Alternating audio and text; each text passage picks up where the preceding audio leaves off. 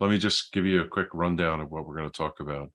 I put this presentation together to go through where should we be right now. I'll call it mid to late summer going into fall, especially given our weather this year, which is a little bit unusual. And we'll go through this. It's like 20, but I'll bang through it very quickly. This presentation, it kind of gives you the overview. You always really should have a sense of what's going on this time of year and what you should be thinking about and doing. And that's what this presentation is going to cover for us. Mind you that, when we come back in subsequent meetings, we'll keep reiterating and follow on from what we're going to talk about today, but in more detail. Then I'll go around and do roundtable. You can ask whatever questions you have about problems you might be facing or anything you need from the presentation. And we'll just open the floor up and go person by person if you have anything you want to talk about. So let's go ahead and get started. So late summer objectives and then the winter dynamic. I want to explain to you now, beginning with the end in mind, what your goals should be, so that while I'm giving you instructions of what we think you should be doing this time period, you understand why we're doing that. Summer to fall is usually feeding is the key thing, and getting your hive situated for that September or October run.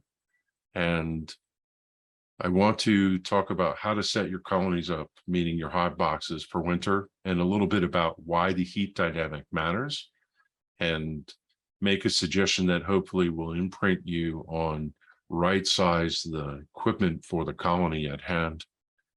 We have to talk about mites, of course. It's ever vigilant on that.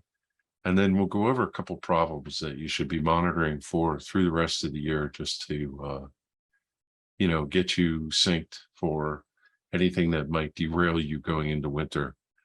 So the first thing is, where do we stand? Hopefully you followed our guidance from earlier in the year. We always say June and especially July is the time period to assess your colonies, make sure they're mite free. And you want to, starting the 8th of August, build your winter bees from there. So, summer is a time of dearth in New Jersey. This year, there's no rain. I don't think I need to tell anybody that we've had no rain. Plants are dried up. Bees are probably really struggling to find forage.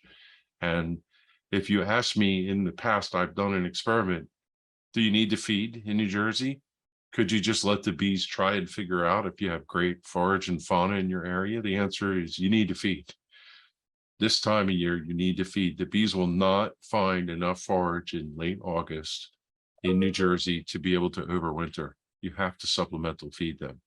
Now, if you had honey in big reserves, you could feed them back the honey, but many of you started with brand new hives this year. You don't have that, but some of you, which I've talked to, actually made honey this year. So I'll cover both cases and we'll go forward from that. Okay. But ideally right now, your mindset should be, I'm building winter bees. And I want the biggest, healthiest workforce to go into winter. If I think about what happens in New Jersey, depending on where you are, now we're in southern Hunterdon County. Some of you are way up north in Warren County, and the diversity of forage available to us is distinctly different. Now, we're not south in Cape May, where they have no forage in the fall. Some of us in Hunterdon County, especially north of 78, will see goldenrod, asters, and other things. But some of us down south may or may not, depending on where you are. There's pockets of places that get good forage, and there's pockets that are dry. So you have to assess your fall nectar right now and see what's coming in. Most hives, that I would guess, especially since the dearth, whether you're north or south, are dry. And you're going to need to feed. In the last session, we talked about you have to treat your colonies if they're over the threshold for Varroa mite. I'll talk about that a little bit later. But this is the time period where you're building winter bees preparation. And we're just going to continue to reiterate that. Switch to a winter mindset. It seems really strange while it's 70, 80, 90 degrees, depending on, what the weather has been lately. But summer and early July, this has been a brutal hot summer for us. Bees have been doing a lot of bearding. I'm guessing you've seen that. And, they've had to do a lot of work to keep the hives cool. They're consuming a lot of energy. And with it being dry, they're not packing in any food. So I looked at, let's give you an example. I have a flow hive. The flow hive was full. When we got to mid-July, late July, they started to need it and they were pulling the honey out of it and it was at the top. So they're already starting to consume some of their stores because they didn't have nectar. That means they're eating whatever reserves they've built over the spring, even if we had a really good spring. August through October is when you build your winter bees. It takes 21 days for a bee to emerge. If I work backwards from October 31st, 21 days back, 21 days back, 21 days back, 21 days back, that brings us to August 8th, which just passed. We want 4 clean cycles of bees for that period. So hopefully you treated for your mites back in July, and on August 8th, everybody had a clean bill of health, and then you're starting to feed like the instructions we gave you, and you should be feeding to build colony strength all the way to fall. This is our winter objective. Avoid this. We don't want dead bees. If you did not treat for your mites, they're going to look like this. No matter what you do, you had to treat for them in July. Now, it's a general rule. There are times when you could treat in August. Some people misguidedly treat in September, and then come February, your bees die on the cluster like this because they're just too sick and unhealthy. They can't make it. If you did not treat now, and maybe your bees will make it. Hopefully your bees will make it. Go do your mite counts and get your treatments on. And you're playing a little bit of roulette because you're late. You should have treated back in July. And if you go read Facebook, and people are now asking, well, what should I treat with? I pulled my honey and in August and September, and then their hives die. And they say, well, I treated. They didn't treat early enough. Peak population happens about the 15th of July in New Jersey. And then the queens start to shut down when the forage comes through and the mites overwhelm the hive. You never want the mites to outnumber the bees. And if you wait till August or September, it's too late. The entire colony is probably overrun with mites, and they can't recover from that, through August, September, and build enough healthy winter bees. So that's the bad news. If you didn't treat, you've got to do it this week, at least, to try and salvage what you have. So do's and don'ts. The bees are going to manage their honey reserves. We're going to tell you how to feed so that we can get you into winter shape, so to speak. There's one thing that I would say. Some people say, well, it's a dearth, I'll leave the honey on for them. Don't do that. If you have honey reserves, get them off and feed them. The reason being is you want to shape the winter cluster to get the bees down in the bottom with a honey dome over top. And if they have a false sense of security with honey above them because of that, and then come later this year, you take that off, and we're recommending you take this off, they're going to be left short. The bees understand how much honey they have, and if they don't have the honey they need, they will go out and get it. So don't leave your honey supers on, take them off. So if your colony, you were lucky enough to start a new colony, you should be in at least 2 boxes. They should be 20 frames, fully built out. And hopefully you got to the point where you got a honey super on and you started to build comb. Maybe you made 2. Some people did this year. Take your honey boxes off and get them to the colony size on the right, 2 boxes. Don't leave the honey super on. Now, if you're in the north or have a place where there's forage, you can put a honey super on and maybe make a honey crop for goldenrod or something later. But eventually, when that goes, and it's a short period of time, you're still going to want to get to 2 boxes. And you want it to look like this. This is what we're after. The bees will start in a cluster, and in early winter, they'll be able to, big enough cluster, stretch, move left, move right, consume the pollen, continue to build bees even in the cold on the cluster, and have honey to the right and left to the outside.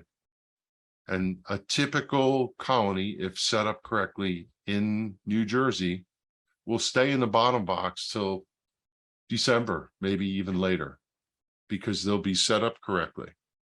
And you could see that they start like a donut shape, and some of them will stretch to the right and get some, and then they'll stretch to the left, and they'll keep going until they exhaust what is down below.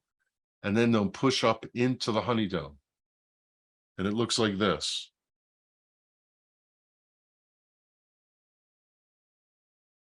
So one of the things to note with the picture on the left is the cluster does not heat the entire cavity.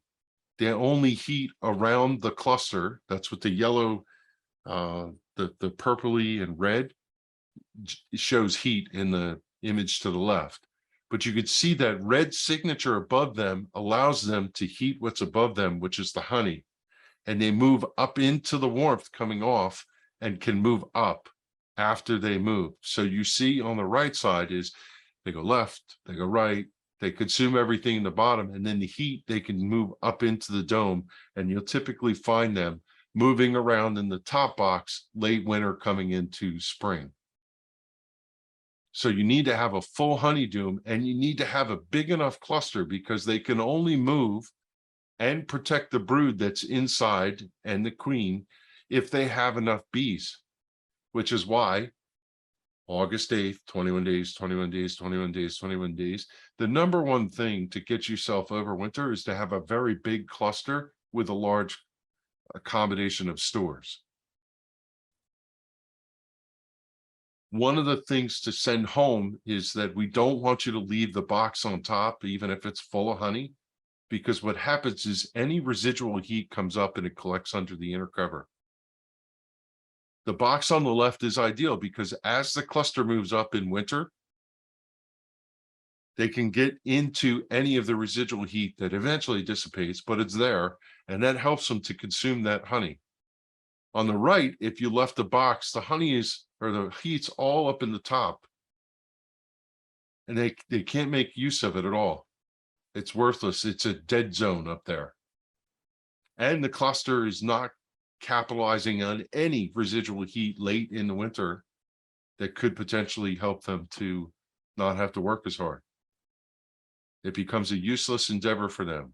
So while you think you're providing them with lots of food, they can't even use it. They're not going to move all the way up. So 2 boxes, or if you're running mediums, 3 mediums. This is the perfect scenario. We call it the unicorn. Ideally, in these next number of weeks, going to Halloween, October 31st, you're going to feed the bees enough and they're going to build their stores that the cluster is going to come down into the bottom box, centered in between the frames. They're going to put honey and pollen stores so they continue to do brood all the way through to the right and left in the bottom, and they're going to store a honey dome for them for the overwinter. This is what your box should look like if you do the proper job now from August 8th to October 31st. Now, I'm just going to say one quick thing. October 31st, you've heard us say this before as we've done this, I just keep reiterating it. That's the potential date where it gets cold in New Jersey and everything ceases. There are years it goes into November. You might be wearing a light shirt and you know, like a flannel up until Thanksgiving for all you know. And in that case, you're going to continue to feed all the way through, but winter could set in October 31st and it could be 20 degrees all the way through till February. So you can't take the chance. You have to feed them now and get them to winter ready at October 31st, and then maintain that state until the frost comes and they go permanently on the cluster, and it's below 45 degrees on the cluster at 45 for the remainder of winter. So ideally, you're going to have your bees and brood down in the bottom center box. It might be left, it might be right. They don't sometimes necessarily get in. They'll have plenty of pollen to raise brood through that late stage. They'll have honey to the outside. And again, they'll store honey above them. When you're feeding now, if you want to build bees, maybe you have a smaller cluster, you can stimulate them by feeding them 1-to-1. But at some point, you need to switch to 2-to-1. So being clear with that, 1 part water, 1 part sugar in equal amounts. By weight or volume, it doesn't matter. Or 2 parts sugar to 1 part water for the winter. If it's 1-to-1, the general rule of thumb is they see that as food. But if they don't need the food, they will store it, but then they have to spend a lot of energy to dry it out. Where if you gave them 2-to-1, 2-to-1 can be food, but typically they dry that out and cap it off, and it becomes what we refer to as funny honey, right? And that honey is what they'll have for storage, and that builds the honey dome. So you should be feeding 1-to-1 if your colonies are small, up until late summer. And then when the leaves start to turn and it gets cool, then you have to get to 2-to-1. And one of the other things is you want to feed all the way through to October, but you need to leave them time to ripen whatever you're feeding them so that they can get it down to the percentage of moisture to cap it. You can't do, if you didn't feed all summer, emergency feeding in September and October, because they'll pack it into cells and it'll be all wet and it won't dry out, and they may not cap it, and then they eat that over the winter and it makes them sick for dysentery and other problems. So follow the program. Feed 1-to-1 for a little while if you need to make your colony bigger to stimulate them, and then 2-to-1 switch over so that they can build 60 to 80 pounds is the guide for the mid-Atlantic region of storage that they need. They don't need hundreds of pounds. They only need 60 to 80. This is a funny frame. Hopefully you could see it well enough to understand what's going on. This is a late summer frame. And what's unusual is you have a brood frame where the brood has emerged, and everywhere the brood has emerged, it has nectar stored. Nectar that's being changed to honey. This is a good frame. Think about it for a minute. The way this works is if you're feeding the bees, they tend to start to store, and if your colony's up in the top box, they will fill that, and the queen can't lay there, and that forces her to go down below where it's empty. They want to put honey in the top. So as you're feeding in the summer, early fall, if the queen's up in the top box, which is what this frame came out of, they start to stop the queen from being able to lay up there because they want to do their honey storage for fall. Eventually, all of this brood will emerge, and the bees will make this a complete honey frame, and this will be the honey dome above. And because the queen can't lay here anymore, the bees stopped her from doing it, she'll go down below. So by a natural aspect, they get to this if you feed them now. Any of those capped honey frames in the top, that's a late stage. If they were brood, they will fill those with honey and the queen will have to move down. So this is a good sign. We usually tell you, just to make sure you're clear, that if you feed too much in the spring and this happens, it stops the queen from laying, and that's a swarm impulse. That's not going to happen now, because all those triggers that would cause a colony to swarm are not going to take place. Now, you don't want to feed gallons. We'll make the recommendation, quarts, not gallons, because you do need places for the queen to lay. And if you saturate them with so much food that they fill every cell with nectar, then the queen stops laying and that causes its own problems. But if you see this in your top boxes, you're okay. This is a good thing. So coming back to winter bees, the summer solstice, this is 2022, no. When the days start to get shorter, the bees click into winter gear. They start to think winter and storage. And at this point, winter bees are switching over to, or summer bees are switching over to winter bees. So think about from spring to summer, their whole goal is get as much out of nature as it will provide them. But now they realize they have to build their fat bodies, which is the storage they use to consume for food when they're not eating, on their bodies. And bees that would last a couple of weeks as foragers are going to have to switch to bees that are going to live for a couple of months. And their physical manifestation of a bee changes. That happens after the summer solstice, which is why that's an important milestone for us.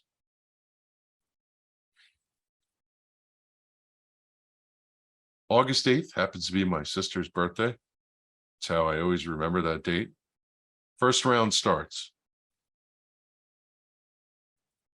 There's a question about whether or not you should be feeding, we've been talking about nectar, feeding pollen. That's usually not something we recommend, which is kind of interesting. You want them to have stores of pollen and bee bread. Bee bread is pollen that they've packed away for winter. They've changed it a little bit. We typically don't recommend you feed pollen patties. It's an odd thing because you're feeding them so much sugar solution, but you don't feed pollen, but they can generally get pollen all year long in our area. And if you put pollen patties in, they may or may not take them. And what they can get in nature nutritionally is better than anything you could buy from a store. If you find, however, that your colony is just completely devoid of pollen, you could throw a pollen patty on. One thing that happens this time of year is all the products of produce that are in the fields start to decompose. Those products are what the small hive beetles feed on. If you're putting pollen patties in your colony and the small hive beetles are in there, they lay their eggs in the pollen patties if you make too much of it. So if you are feeding pollen in a time right now where there's usually an abundance of small hive beetles, you could be growing small hive beetles. We don't have that much of a problem here in New Jersey, but it does occur. So deck of cards, that's the size of a pollen patty you should put in your colony if you find that it has a dearth of pollen. But again, I think if you do an inspection and look, you'll have 1, 2, 3 frames of pollen throughout your colony. That's probably enough.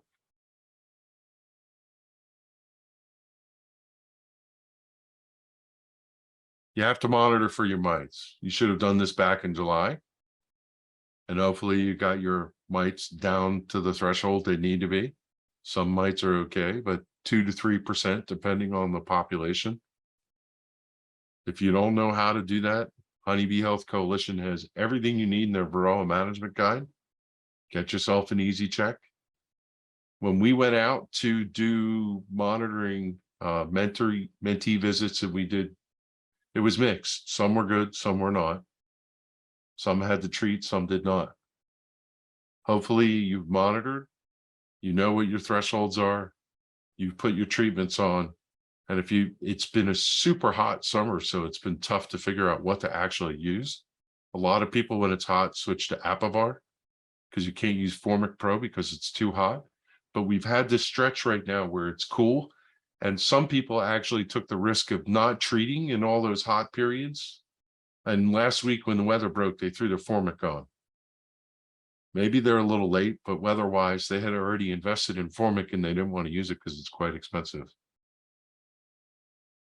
Apigard and some of the other ones. Most beekeepers have to worry about honey on their hives too. And when they get to pull their honey and they can't taint their honey and such. Bottom line is you need to continue to monitor for your mites through the period to make sure that you don't have a spike. You know, again, through to October, you got to make sure your mites are not there, so you're building healthy winter bees. Without it, the ratio gets out of balance. You have too many mites, they're feeding on the young are your future generation. They wreck the nurse bees, they don't feed well, they vector viruses, which they can't handle as well. See, one of the immunity things, think about this, there's two very important dynamics that happen in summer that change the game for Varroa mites. One is the rotation of bees is not as fast. In the spring, summer, you're flushing new bees more than the mites could actually do damage to them. When the queen shuts off, you got the bees that you got. Anybody that gets sick is going to be around for a while. And unfortunately, the entire population starts to get sick and nobody rotates out because queen's not laying 1,000. The other thing that occurs is you have tons and tons and tons of drones in the spring and early summer. She stops making drones. Varroa mites like to feed on the drones and make them sick and do all of that. And all of the mites that were on the drones for that period switch over to worker bees when the drones start to get kicked out and such. So you have to be vigilant for your mite management or your colony's going to get sick.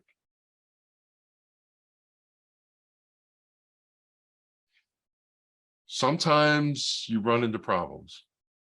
If you started with a package and the queen wasn't well mated, she might have done well up until this point, and then she peters out because she runs out of sperm because she wasn't mated well. Maybe you killed the queen, maybe they superseded somewhere along the way. Maybe you're a second-year beekeeper and your queen's running out and you end up with problems. A lot of beekeepers take the summer off, go on vacation, do all of that stuff. You have to continue to monitor your hives every 10 to 14 days, just making sure that you have decent brood patterns. There should be some brood pattern and stuff going on and storage going on and feeding them. Okay. But you're not exempt from queen problems appearing this time of year. And you have from now until late September to beg, borrow, and steal to possibly put a queen in and keep things going. But if you find out in late September, you go in after, school starts, because now you can get back into bees and you find out your queen is shot, you're not going to be able to recover from that. The earlier you find your problems, the better off you'll be. You don't want to come in and do this, find bullets all over because the queen ran out of, mated material and she's laying eggs in workers, but they're all drones. If you see this, by the way, go get yourself a queen quickly. And maybe I'll speak to Bob on this. We had a couple of beekeepers who were looking for queens. They're hard to come by this year. They're just not, a lot of times you could probably call around and find one. Seems not to be the case this year. So if you're going to have a queen problem late, you're going to want to find that as quickly as possible because they're at a premium. Worst comes to worst, if you have two colonies, it's better to combine them than to go in with 2 weak colonies and try and make them through and they both die. Don't prop up bad colonies. Try to combine them and make the biggest workforce that you can. You could, at this point, still borrow from some that are doing really well to prop up other ones, but at some point that becomes a diminishing return, and you should take care of your good hive and let your other one, do what it's going to do, compact it, make it smaller, but don't cannibalize your good hive to make 2 bad hives.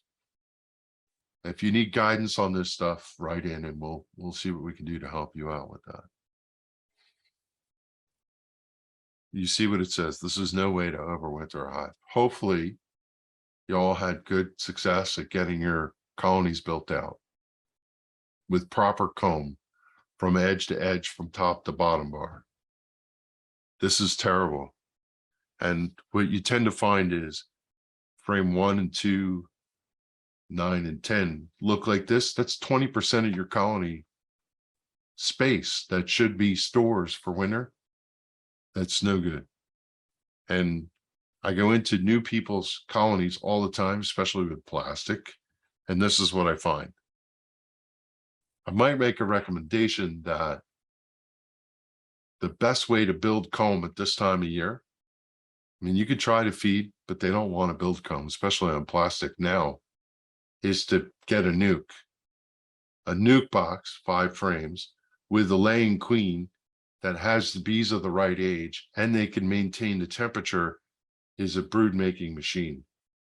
That's a complicated endeavor at this time, but if your colony has no comb built out or it looks terrible, you might want to try that.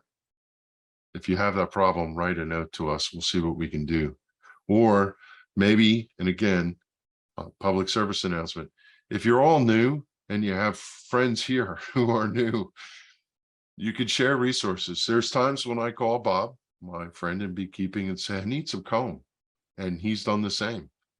And, you know, you could take somebody else's drawn comb and put it in your colony if you know it's clean, and fix this situation, and then you could repay the favor some other time. We recommend you use top feeders this time of year. It's okay to use an internal feeder. Top feeder is easy peasy. Bees don't get out. Just take the lid off, pour the stuff in, put it down. Make sure you seal it up well. And you can put quite a bit of food on. Give them what they'll take, and then monitor the colony and see if they're overdoing it. And if they're not, you can give them a little bit more. Typically this time of year, probably next week, you'll see these on all of my hives. And I just go in and I give them a quart every couple days. These things will hold gallons. You're not going to feed gallons, quarts. Feed them a quart, wait 2 or 3 days, feed them a quart, then go in that weekend and look to see how they dispersed it. They either need more or they have enough. And if they need more, you can give them 2 quarts, 3 quarts the next week. That's it. I wanted to keep this like basics and done. And now I'll just say, wave, yell, open up, ask any questions, anything confusing about it. But, you know, the takeaway here is monitor your mites, build your winter bees, fix any problems. Those are the 3 things you do this time of year. And actually, before I open it up, I'll ask Bob, and then I'll go to Laura. Anything you guys think I missed or want to cover? Something popped up to. I would just like to emphasize what you said about combining weak colonies and not trying to overwinter weak colonies. It's advice I've been giving people for 10 years, and advice that I hardly ever take myself. So I finally started doing it, and it really makes a big difference, because again, 2 things you're looking for to overwinter bees: adequate stores and a good population of healthy bees. Yeah. Yeah, and one of the things we should say, we went out and did a mentor visit in Warren County. The colony does not look like, no matter what they do, they're going to get to 2 boxes. It just is so far behind. We told them to keep feeding the colony, and if they can get it to 2 boxes, great. But if not, you can overwinter a colony in a nuke box, in a single deep. It still has to have lots of bees and good comb and proper stores, but you can do it. So if you find that you have a substandard colony that just never got there, the tactic there is to reduce the colony equipment down to the size of, you know, the cluster that they'll maintain. And if you could prop them up with insulating them or doing whatever, then maybe you can eke that colony through. Sometimes the problem with the colony wasn't that it's not a good queen. It's just circumstances occurred where it swarmed, because there's people who bought nukes and the nukes were so strong and they didn't manage them well that they swarmed away and superseded, and then they had to reset. And there's a lot of different reasons why you might be in that situation. So the recovery strategy is, if they're a weak colony, bring them down, make them as strong as they can, and see what happens. So, yeah, thanks, Bob. Anything else? No. Laura? I would say there's some people who also have 8-frame boxes and not necessarily 10-frame boxes. Mhm. And you had suggested 3 mediums. I'm assuming that's for 10-frame. Typically, but you can do 8-frame mediums also. Okay, and that would also be the 3 boxes, or would you go to 4 boxes? Yeah, 3. Sometimes people do 4. You can get by with 3. Sometimes the thought process is, even if you had 10 frames, they put honey to the outside and they store like a chimney through the center. And in actuality, that's an 8-frame box. And they never get to the point where they use the frames to the outside. They just hold them in reserve. So you can overwinter that way. If I had 8-frame mediums, I would do 4 boxes though, personally. Right. Okay. Yeah, good point, Laura. That's what I try to do with the 8 frames. I try to get 4. If I can't, I'll overwinter 3. Yeah. So let me just, I'm going to call Michael. Michael, you have anything you want to offer? No, like you say, feed, and I probably fed 750 pounds of syrup already. Yeah. But I've been open feeding pollen and pollen feeders, in that if I go out by my bees, they're not bringing in a dang thing. And it's only in the last week that some of the goldenrod's been starting to put out some pollen. So for the last 2 weeks, I really had no choice but give them some pollen. Yeah. You're in Glen Gardner, right? I'm in Kingwood. Oh yeah, that's right. Kingwood, sorry. But like I said, I'm using open feeding, and like Yeah. you know the style with the PVC pipe. And Yeah. if they take it, they take it. If there's something better out there, they're going to ignore what I'm offering them. Yeah.